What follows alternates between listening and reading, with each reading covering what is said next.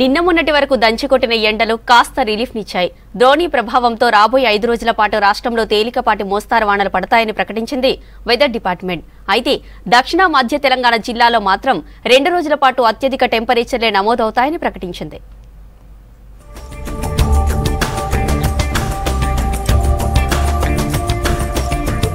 రాష్ట్ర ప్రజలకు good news చెప్పింది వెదర్ డిపార్ట్మెంట్. గత కొన్ని రోజులుగా దంచి కొడుతున్న ఎండలతో ఇబ్బంది పడ్డ జనానికి చల్లటి వార్త తెలిపింది. రాబోయే 5 రోజుల పాటు రాష్ట్రంలోని కొన్ని జిల్లాల్లో తేలికపాటి నుంచి మోస్తారు వర్షాలు పడతాయని తెలిపింది.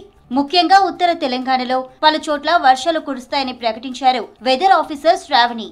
ఈదురుగాలులతో కూడిన వానలు పడతాయన్నారు. ప్రస్తుతానికి మనకి ఛత్తీస్గఢ్ నుంచి దక్షిణ తమిళనాడు వరకు విస్తరించిన ఒక ద్రోణి అది దాదాపుగా ఇంటీరియర్ కర్ణాటక తెలంగాణ మీదుగా ప్రవేశిస్తున్న వల్ల ఈ ద్రోణి యొక్క ప్రభావం వల్ల మనకి ఏంటంటే కొద్దిగా వాతావరణం అంటే సాధారణ వాతావరణం కంటే కొద్దిగా చల్లబడే అవకాశం ఉంది. ముఖ్యంగా ఉత్తర తెలంగాణ జిల్లాలకి అక్కడక్కడ మనకి ఉరుములు మెరుపులతో కూడిన వర్షపాతం నమోదే అవకాశం కూడా కనిపిస్తుంది. ఈ వచ్చే 5 రోజులు కూడా మనకి సాధారణ ఉష్ణోగ్రతలు నమోదవుతూ ఉత్తర తెలంగాణ జిల్లాల్లోని మనకి ఉరుములు మెరుపులతో కూడిన వర్షపాతం నమోదే అవకాశం ఉంది. అలాగే దక్షిణ మధ్య తెలంగాణ జిల్లాల్లోని ఈ రోజు రేపు చూసుకున్నట్లయితే సాధారణం కంటే 1 నుంచి 2 డిగ్రీలు అధికంగానే నమోదవుతుంది.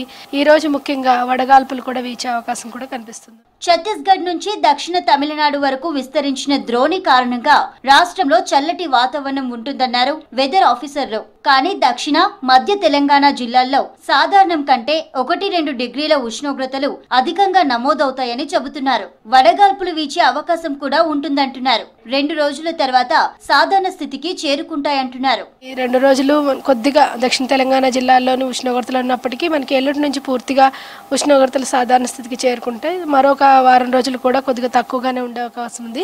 మనకి ఏప్రిల్ 3వ వారంలో కూడా కొద్దిగా ఉష్ణోగ్రతలు సాధారణంగానే నమోదవుతాయి. 4వ వారం నుంచి క్రమేపీన ఉష్ణోగ్రతలు పెరిగే అవకాశం కనిపిస్తుంది.